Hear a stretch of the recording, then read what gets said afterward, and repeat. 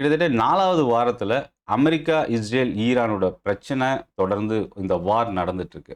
4வது வாரமா. ஆ இதுல இன்னொரு விஷயம், இந்த 4 வாரமா கிட்டத்தட்ட 17% கோல்டு ஃபால் ஆயிருக்கு. சில்வர் அத விட அதிகமாவே ஃபால் ஆயிருக்கு. ஸோ இந்த ஜியோபொலிட்டிக்கல் டென்ஷன் நார்மலா கோல்டு, சில்வர் இன்கிரீஸ் ஆகணும். ஏன் இன்கிரீஸ் ஆகல? இன்கிரீஸ் ஆகலன்னா கூட பரவால்ல. ஆனா தொடர்ந்து இறங்கிட்டு இருக்கு. பெரிய அளவுக்கு கிராஷ் ஆயிருக்கு. கிட்டத்தட்ட 43 வருஷத்துக்கு அப்புறம் ஒரு சிங்கிள் வீக்ல ஒரு பிக்கெஸ்ட் ஃபால் கோல்டுல இருந்தது last week. So gold, silver fall ஆகுறதுக்கு என்ன காரணம்? இந்த ஜியோபொலிட்டிக்கல் டென்ஷன் ஏன் கோல்டு, சில்வர் ஆப்போசிட்ல நார்மலா நமக்கு பாஸ்ட் ஹிஸ்டரி எல்லாமே என்ன சொல்லுதுன்னா, இந்த மாரி ஒரு சிச்சுவேஷன் வரும்போது கோல்டு, சில்வர் இன்கிரீஸ் ஆகும். ஈக்விட்டி மார்க்கெட் ஃபால் ஆகும். பட் இந்த முறை வந்து அது அப்படியே ஆப்போசிட்டா நடந்திருக்கு. இதுக்கு என்ன காரணம்? இத பத்தி தான் இந்த வீடியோல பார்க்க போறோம். இந்த வீடியோல மேபி நீங்க கம்ப்ளீட்டா ஸ்கிப் பண்ணாம வாட்ச் பண்ணுங்க. கோல்ட், சில்வர் இன்னும் ஃபர்தரா என்ன ஆக வாய்ப்பு இருக்கு? கோல்ட், சில்வர்ல இன்வெஸ்ட் பண்ணலாமா? இல்ல இன்வெஸ்ட் பண்ணியிருக்கிற ஆல்ரெடி இன்வெஸ்டர்ஸ் என்ன மாரி முடிவு எடுக்கலாம்? இத பத்தி தான் இந்த வீடியோல பார்க்க போறோம். சென்னை ட்ரேடிங் அகாடமி தமிழ்ல ஸ்டாக் மார்க்கெட்ட லேர்ன் பண்றதுக்கான ஒரு பெஸ்ட் யூடியூப் சேனல். சப்ஸ்கிரைப் பண்ணி வாட்ச் பண்ணுங்க. ஏப்ரல் 4ஆம் தேதி ஆப்ஷன் ட்ரேடிங் ப்ளஸ் டெக்னிக்கல் ஸ்ட்ராட்டஜியை பேஸ் பண்ணி எப்படி நம்ம பண்ணுறது, இதை பற்றின ட்ரைனிங் செஷன் சென்னை தாம்பரமில் என்னோட ஆஃபீஸில் நேரடியாக நடக்குது. இந்த ட்ரைனிங் செஷன் ஒரு ஃப்ரீ ட்ரைனிங். இதில் கலந்துக்கிறதுக்கு டிஸ்கிரிப்ஷனில் இருக்கிற லிங்கை கிளிக் பண்ணி ஜாயின் பண்ணிக்கங்க. மார்க்கெட் அப்டேட்ஸ், ஸ்டாக் நியூஸ் இதை ரிசீவ் பண்ணணும் அப்படின்னாலும் நீங்கள் என்னோட டெலகிராம் குரூப்புக்கான லிங்க் டிஸ்கிரிப்ஷனில் இருந்து யூஸ் பண்ணிக்கலாம். இப்போ வீடியோக்குள்ளே போகலாம்.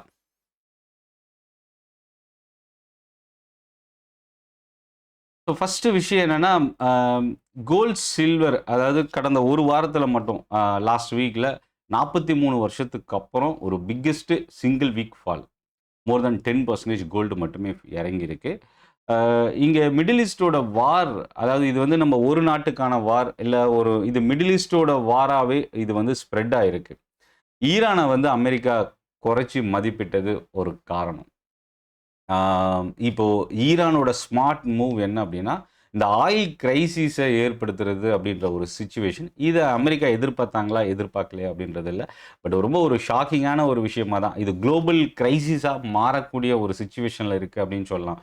மேபி இன்னும் ஒரு மாதம் இல்லை 2 மாதம் இந்த வார் கண்டினியூ ஆச்சுன்னா இது ஒரு பெரிய பிரச்சனையில் எடுத்து போய் விடும் அப்படின்றது நம்ம எல்லாருக்குமே தெரியுது. ஏன் அப்படின்னா, இப்போ இருக்கிற பிரச்சனையை பார்க்கும்போதே இது இன்னும் தொடர்ந்து கண்டினியூ ஆச்சுன்னா இந்த பிரச்சனை இன்னும் அதிகமாகிறதுக்கான சான்சஸ் இருக்குது. இது எல்லா கண்ட்ரீஸ்க்கும் பொருந்தும். Oil, LPG, LNG, import and export இது எல்லாமே பெரிய அளவுக்கு பாதிக்கப்பட்டிருக்கு. இப்போ கோல்ட், சில்வர் நார்மலாக என்ன ஆகும்னா, இதுக்கு முன்னாடி நமக்கு பாஸ்ட் ஹிஸ்ட்ரி என்ன சொல்லுதுன்னா, ஸ்மார்ட் மணி அப்படின்னு ஒன்று இருக்குது. அதாவது லார்ஜ் இன்வெஸ்டர்ஸ் வந்து எப்போவுமே கேஷாகவே பணத்தை வச்சிருக்க மாட்டாங்க.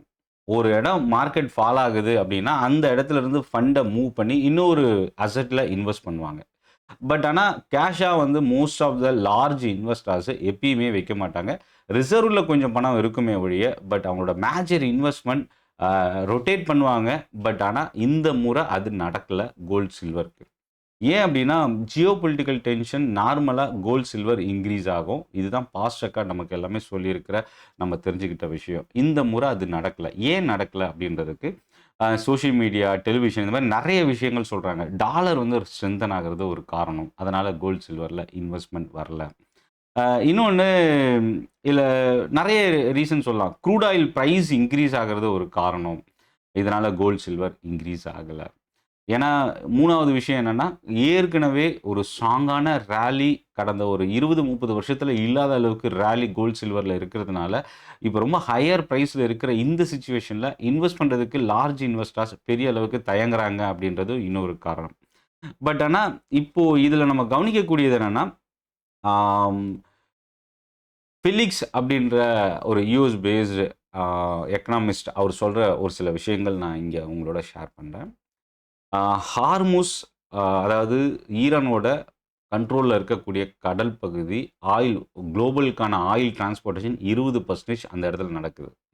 இதில் முக்கியமாக ஏஷியன் கண்ட்ரிஸ்க்கு முக்கியமாக அந்த ரூட்டில் இருந்து தான் ஆயில் டிரான்ஸ்போர்ட்டேஷன் நடக்குது, மிடில் ஈஸ்டில் இருந்து. இப்போது இது வந்து கம்ப்ளீட்டாக மூடப்பட்டிருக்கு. இது ஒரு reason. Overall global oil production plus supply 20% பாதிக்கப்பட்டிருக்கு. 2வது, ப்ரொடக்ஷன் வந்து ஏன் பாதிக்கப்பட்டிருக்குன்னா, ஆயில் டிரான்ஸ்போர்ட்டேஷன் பண்ண முடியாமல் அவங்களுக்கு அந்த ஸ்டோரேஜ் ஸ்பேஸ் காரணமாக ப்ரொடக்ஷனை குறைச்சிருக்கிறாங்க, ஸ்டாப் பண்ணியிருக்கிறாங்க. இது எல்லாமே ஒரு ஒரு சில காரணம். 2வது ஆயில் பிரைஸ் இன்க்ரீஸ் ஆகுது. இது இன்னொரு விஷயம். நார்மலா நீங்க ஒரு அசெட் வந்து ஈக்விட்டி மார்க்கெட் ஒரு அன்சர்டனிட்டி அப்படின்றது என்னன்னா, வாலட்டிலிட்டி அதிகமா இருக்கும்போதோ, இல்ல ஒரு டவுன் சைட் ரிஸ்க் அதிகமா இருக்கும்போதோ, ஈக்விட்டி மார்க்கெட்ல இருந்து லார்ஜ் இன்வெஸ்டர்ஸ் ஃபண்ட எடுத்து அதர் அசெட்ல இன்வெஸ்ட் பண்ணுவாங்க. இப்ப அப்படி அங்கருந்து ஃபண்ட எடுத்து அதர் அசெட்ன்னு வரும்பொழுது, கோல்ட், சில்வர் அப்படின்றது என்னென்ன சிக்கல் இருக்கு அப்படின்னா, இந்த இடத்துல ஆல்ரெடி ஒரு ஸ்ட்ராங்கான ராலியில முக்கியமா பீக்ல இருந்தது.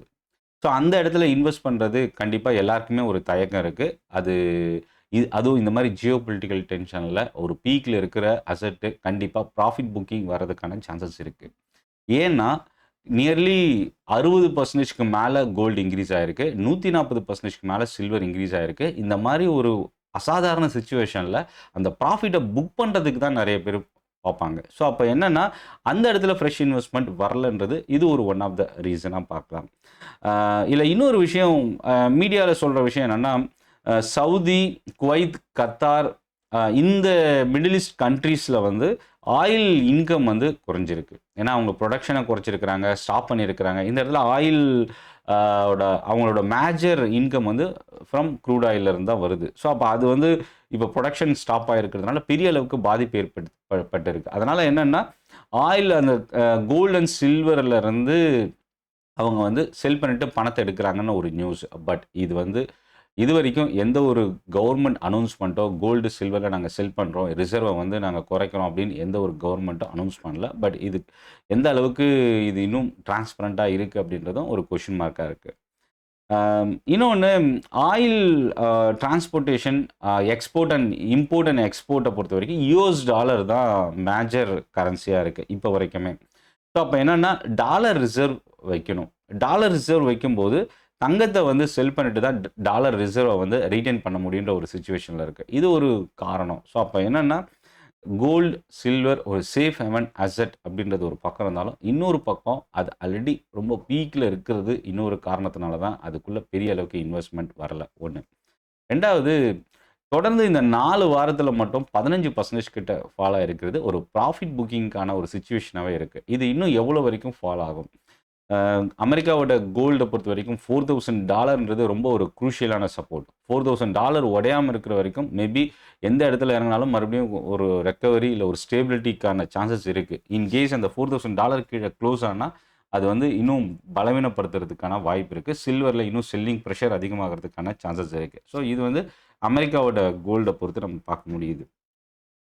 இதில் நம்ம ஏற்கனவே இந்த ஜியோ பொலிட்டிக்கல் டென்ஷன் வரதுக்கு முன்னாடியே கோல்டு, சில்வரில் ஒரு பெரிய ஃபால் இருந்தது.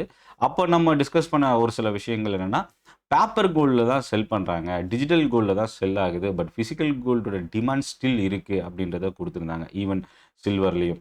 இதில் இன்னொரு விஷயம் நம்ம ஆல்ரெடி டிஸ்கஸ் பண்ணது, அதாவது ஜியோ பொலிட்டிக்கல் டென்ஷனுக்கு முன்னாடி மார்ஜின் கால். அதாவது என்னென்னா எக்ஸ்போஷர் எடுத்திருக்கிற பொசிஷன்ஸு ஆல்ரெடி இதில் வந்து கிரெடிட்டில் எடுத்திருக்கிற பொசிஷன்ஸு அதுக்கான மார்ஜின் இன்க்ரீஸ் பண்ணது இதெல்லாமே ஒரு ஒரு சில காரணம். கோல்டு, சில்வர் வந்து இப்போது இன்வெஸ்ட் பண்ணுறதுக்கு அந்த மார்ஜின் கால் இல்லை ப்ரைஸ், அதாவது மார்ஜின் அதிகமாக்கி இருக்கிற இந்த சிச்சுவேஷன் வந்து பெரிய அளவுக்கு அட்ராக்ட் பண்ணாமல் போனதுக்கு ஒரு காரணமாக பார்க்கலாம்.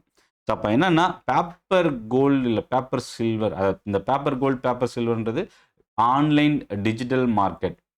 பட் ஆனால் ஃபிசிக்கல் கோல்டோட டிமாண்ட், ஃபிசிக்கல் சில்வரோட டிமாண்ட் ஸ்டில் இன்னும் அது ரீட்டைன் ஆகிட்டுருக்கு. பட் இது வந்து ஆன்லைன் டிஜிட்டல் மார்க்கெட்டில் நடக்கிற இந்த கிராஷ் இல்லை ஃபால் வந்து மேபி அகைன் ஒரு ஸ்டேபிலிட்டி இல்லை ஒரு ஒரு கன்சாலிடேட் நடக்கிறதுக்கான சான்சஸாக மாறதுக்கு வாய்ப்பு இருக்குது.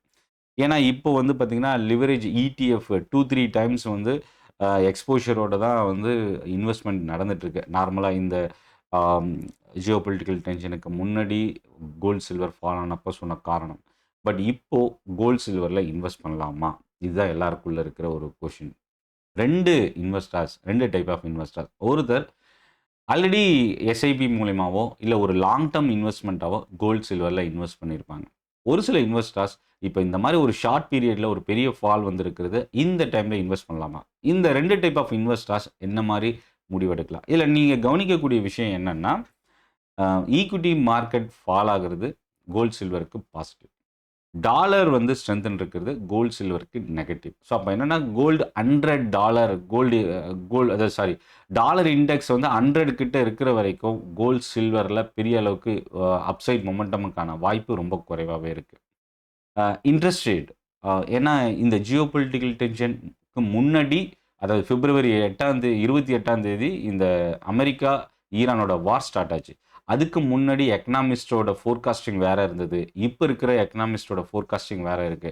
ஸோ ஒரு கிளியர் வியூ வர வரைக்கும் கோல்டு சில்வரோட ஃபோர்காஸ்டிங்கில் அதோட டார்கெட் வந்து ஒரு அப்நார்மலாகவும் வாலட்டைலாகவும் இருக்கிறதுக்கான சான்சஸ் தான் இருக்குது. ஸோ இப்போது நம்ம தங்கம் வாங்கணும் அப்படின்னா இந்த டாலர் இண்டெக்ஸு ரொம்ப இம்பார்ட்டன்ட் கீ ஃபேக்டர் ஒன்று. நம்ம இந்தியன் மார்க்கெட்டை எடுத்துக்கிட்டோம் அப்படின்னா ருப்பி வந்து ரெக்கார்ட் லோக்கு நியரில் இருக்குது. எஃப்ஐஎஸ் வந்து தொடர்ந்து பணத்தை வெளியில் எடுத்துகிட்டு இருக்கிறாங்க. முக்கியமாக 2026, 25 ரொம்ப ஒரு மோசமான வருஷன் கூட சொல்லலாம் எஃப்ஐஎஸோட சைட்லேருந்து. இப்போது ஃபெட்ரல் ரிசர்வ் இன்ட்ரெஸ்ட் ரேட்டை குறைச்சா மட்டும்தான் இந்த பிரச்சனையிலேருந்து பெரிய அளவுக்கு ரிட்டர்ன் ஆகிறதுக்கான வாய்ப்பு இருக்குது. பட் இந்த மாதிரி விலைவாசி உயரக்கூடிய இந்த சிச்சுவேஷனில் இன்ட்ரெஸ்ட் ரேட் குறைக்கிறதும் ஒரு பெரிய சேலஞ்சிங்கான ஒரு விஷயந்தான்.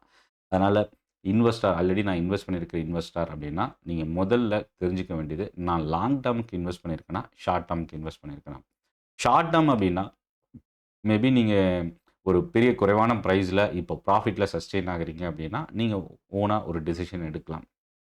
ரெண்டாவது, இப்போது நான் லாங் டேர்முக்கு இன்வெஸ்ட் பண்ணியிருக்கேன் அப்படின்னா இந்த மாதிரி ஷார்ட் டேர்ம் வாலட்டிலிட்டியை நம்ம வந்து பெரிய அளவுக்கு பேனிக் ஆகக்கூடிய தேவை இருக்காது. ஏன்னா இதுக்கு முன்னாடி நடந்த எல்லா market crash, stock market crash எல்லாமே நியர்லி ஒரு 1 to 2 இயர்ஸ்க்குள்ளே மறுபடியும் பழைய இடத்த கிராஷ் பண்ணி ப்ராஃபிட்லேயே டேர்ன் ஆகிருக்கு. அதுக்கு ரொம்ப தெரிஞ்ச ரீசன் எக்ஸாம்பிள் அப்படின்னா 2020 கோவிட் பேண்டமிக். 2020 கோவிட் பேண்டமிக் வந்து பார்த்திங்கன்னா ஏன் எல்லாருமே கேட்கக்கூடிய விஷயம், மார்க்கெட் பாசிட்டிவாக அந்த இயரில் ரிட்டர்ன் கொடுத்தது எப்படி? அதில் இன்னொரு விஷயம் நம்ம தெரிஞ்சுக்க வேண்டியதுன்னா, அதுக்கு முன்னாடி 2025 பிகினிங் பிப்ரவரி மார்ச்சில் ஸ்டார்ட் ஆனது கோவிட். 2019 ஆகஸ்ட் செப்டம்பரில் அமெரிக்காவோட எலெக்ஷனுக்கு அப்புறம் டொனால்ட் ட்ரம்ப் பிரசிடெண்ட்டாக அதாவது வின் பண்ணதுக்கு அப்புறமே மார்க்கெட் இறங்க ஆரம்பிச்சிருந்தது. ஸோ அதனால் பெரிய அளவுக்கு ஃபால் ஆனதுனால அங்கேருந்து இறங்கி மறுபடியும் ரிவர்சல் ஆகும்போது அது ஒரு ப்ராஃபிட்டபிள் ரிட்டர்னாக 2020 டர்ன் ஆச்சு. ஸோ அந்த சார்ட்டு பேட்டர்ன் நீங்கள் எடுத்து பார்த்துருந்தீங்கன்னா உங்களுக்கு தெரிஞ்சிருக்கும். ஏன்னா 2020க்கு முன்னாடியே மார்க்கெட் கொஞ்சம் ஃபால் ஆகிட்டு இருந்தது. ஸோ இப்போது ஃப்ரெஷ்ஷாக இன்வெஸ்ட் பண்ணுற இன்வெஸ்டருக்கு என்ன மாதிரி முடிவெடுக்கலாம்? நீங்கள் கோல்டு இடிஎஃப்பில் பண்ணுங்கள். ஃபிசிக்கல் கோல்டு நீங்கள் லாங் டேர்முக்கோ இல்லை ஒரு மேரேஜுக்கோ வாங்குறீங்க அப்படின்னா ஃபிசிக்கல் கோல்டை பொறுத்த வரைக்கும் எனக்கு அதுக்கான தேவை இருந்தால் மட்டும் நீங்கள் ஃபிசிக்கல் கோல்டு வாங்குங்க. ஃபிசிக்கல் கோல்டு என்னென்ன மாதிரி தேவை இருக்கும் அப்படின்னா, நம்ம ஆர்னமெண்ட்ஸ் நகையாக அணியிறதுக்கும், இல்லை ஒரு மேரேஜ் மேபி ஒரு 6 months to 1 year ஒரு மேரேஜ் இருக்குது அப்படின்னாலும் நீங்கள் வந்து ப்ரைஸை பற்றி கவலைப்பட தேவையில்லை. இது வந்து ஒரு நல்ல ப்ரைஸ் இறங்கி இருக்கிறது. அதனால் இந்த இடத்த நீங்கள் யூட்டிலைஸ் பண்ணலாம். ரெண்டாவது, ஒரு வருஷத்தில் நான் வந்து கல்யாணம் என்னோடய ஃபேமிலியில் இருக்குது அப்படின்னா நீங்கள் இப்போ வந்து ஃபுல்லாகவே வாங்கணுன்ற கட்டாயம் இல்லை. கொஞ்சம் கொஞ்சமாக நீங்கள் வந்து நகையாக வாங்கி வைக்கலாம். இப்போது நான் இன்வெஸ்ட்மெண்ட்காக கோல்டு வாங்கலாமா, இந்த இடத்துல பண்ணலாமான்னா நீங்கள் உங்களோட இன்வெஸ்ட்மெண்ட்டை ஸ்ப்ளிட் பண்ணி கொஞ்சம் கொஞ்சமாக நீங்கள் ஆட் பண்ணலாம்.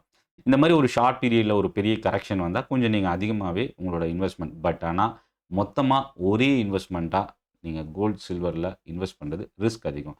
முக்கியமாக சில்வர் வந்து அதிகமாக வாலட்டைல் இருக்கிறதுனால இந்த மாதிரி ஒரு அசாதாரண சிச்சுவேஷனில் எப்படி வேணால் டர்ன் ஆகிறதுக்கு வாய்ப்பு இருக்குது. ஸோ கொஞ்சம் கொஞ்சமாக உங்களோட ரிஸ்க்கு தெரிஞ்சுக்கிட்டு நீங்கள் ஆட் பண்ணலாம். ஸோ இந்த வீடியோ உங்களுக்கு யூஸ்ஃபுல்லாக இருக்கும்னு நினைக்கிறேன். இன்னொரு முக்கியமான விஷயம் என்னென்னா, இந்த வீடியோவில் எந்த ஒரு ஸ்டாக்கோ அசட்டோ நான் ரெக்கமெண்ட் பண்ணல. ஸோ சேஃபாக மார்க்கெட்டில் நீங்கள் ஓனாக டிசைட் பண்ணுங்கள். இந்த வீடியோ உங்களுக்கு யூஸ்ஃபுல்லாக இருக்குது அப்படின்னு நினச்சிங்கன்னா கமெண்ட்டில் உங்களோட ஃபீட்பேக்கை நீங்கள் ஷேர் பண்ணலாம். சென்னை ட்ரேடிங் அகாடமி தமிழில் ஸ்டாக் மார்க்கெட்டை லேர்ன் பண்ணுறதுக்கான ஒரு பெஸ்ட் யூடியூப் சேனல். சப்ஸ்கிரைப் பண்ணி வாட்ச் பண்ணுங்கள். இது வரைக்கும் சப்ஸ்கிரைப் பண்ணல அப்படின்னா சப்போர்ட் பண்ணுங்கள். டெலகிராம் குரூப்போட லிங்க்கும் டிஸ்கிரிப்ஷனில் இருக்குது. ஏப்ரல் 4 ஆப்ஷன் ட்ரேடிங், டெக்னிக்கல் ஸ்ட்ராட்டஜியோட ஒரு ஆப்ஷன் ட்ரேடிங்கில் எப்படி நம்ம ட்ரேட் பண்ணலாம், இதுக்கான ஒரு ட்ரைனிங் செஷன் தான் ஏப்ரல் 4 காலையில் 10 மணிக்கு ஸ்டார்ட் ஆகுது சென்னை தாம்பரமில். இது ஒரு ஃப்ரீ ட்ரைனிங் தான். அதுக்கான லிங்க் டிஸ்கிரிப்ஷனில் இருக்குது. கிளிக் பண்ணி ரெஜிஸ்டர் பண்ணிக்கோங்க. நன்றி, வணக்கம்.